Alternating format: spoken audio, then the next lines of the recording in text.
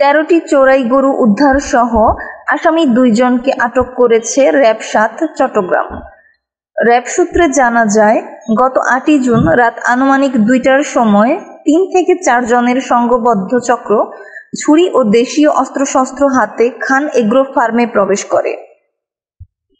কর্মচারীদের দেশীয় অস্ত্রের মুখে জিম্মি করে 13টি শাহিওয়াল জাতের গরু ট্রাকযোগে চুরি করে নিয়ে যায়।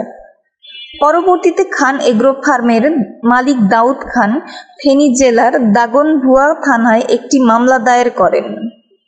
বর্ণিত মামলার আসামিদের গ্রেফতারের লক্ষ্যে গোয়েন্দা নজরদারি এবং ছায়া তদন্ত অব্যাহত রাখেন।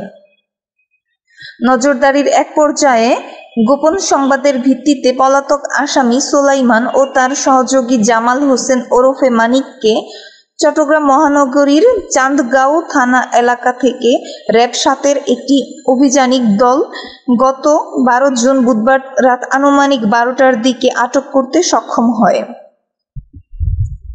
পরবর্তীতে উপস্থিত সাক্ষীদের সম্মুখে আটককৃত আসামিদের জিজ্ঞাসাবাদে তারা বর্ণিত মামলার সাথে জড়িত পলাতক আসামি এবং মামলা রুজু হওয়ার পর থেকে আইন শৃঙ্খলা বাহিনীর নিকট হতে গ্রেফতার এড়াতে চট্টগ্রাম জেলার বিভিন্ন স্থানে আত্মগোপন করেছিল মর্মে স্বীকার করে।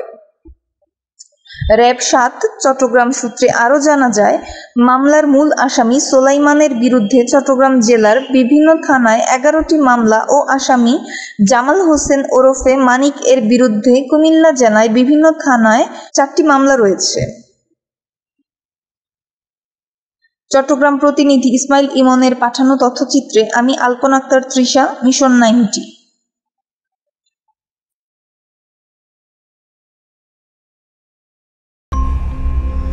মিশন 90 সংবাদের পিছনে নয়, ভিতরে ছুটি।